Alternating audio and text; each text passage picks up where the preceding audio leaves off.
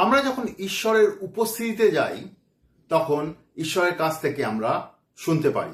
আমরা যখন প্রার্থনা, উপবাস, ঈশ্বরের প্রশংসা, ঈশ্বরের আরাধনা, ঈশ্বরের ধন্যবাদ এই সবের মধ্যে সময় কাটাই, তখন আমরা ঈশ্বরের উপস্থিতিতে যাই আর ঈশ্বর আমাদের সঙ্গে কথা বলেন।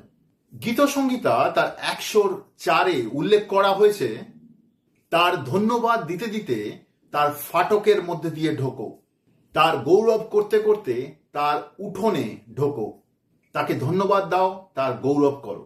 এখানে আমরা দেখতে পাচ্ছি ঈশ্বরের উপস্থিতিতে যাওয়ার কথা বলা হচ্ছে। আমরা ধন্যবাদ প্রশংসা করতে করতে ঈশ্বরের ফাটকের মধ্যে দিয়ে ঈশ্বরের উপস্থিতিতে আমরা যাচ্ছি। আপনি যখন কোনো ব্যক্তির উপস্থিতিতে যাবেন তখন কি হবে? সে ব্যক্তি আপনার সঙ্গে কথা বলবেন।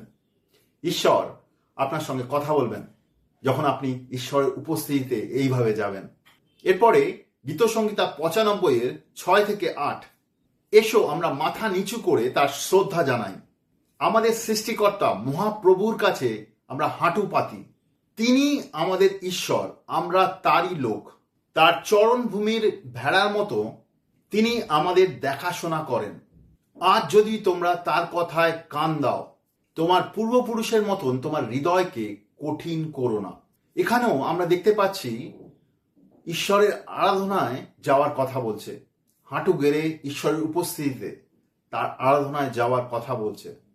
আর যখন আমরা তার আরাধনায় যাচ্ছি, আমাদের হৃদয় বিনম্র হচ্ছে, আমার হৃদয় তৈরি হচ্ছে ঈশ্বরের কাছ থেকে শোনার জন্য। আমরা যখন ঈশ্বরের উপস্থিতিতে যাচ্ছি, ঈশ্বর আমাদের সঙ্গে কথা বলছেন।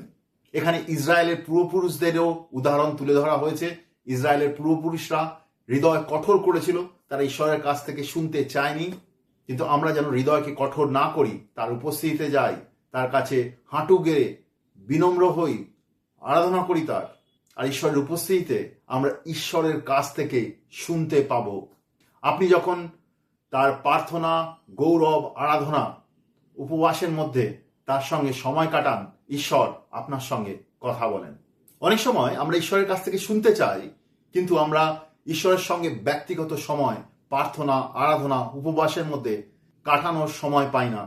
ঈশ্বর আমাদের সঙ্গে কথা বলতে চান, কিন্তু ঈশ্বর চান যেন আমরা হৃদয়কে বিনম্র করি আর উপবাস, প্রার্থনা, আরাধনা, ঈশ্বরের গৌরব প্রশংসার দ্বারা ঈশ্বরের উপস্থিতিতে যাই, যাতে আমরা ঈশ্বরের কথা শুনতে পাই।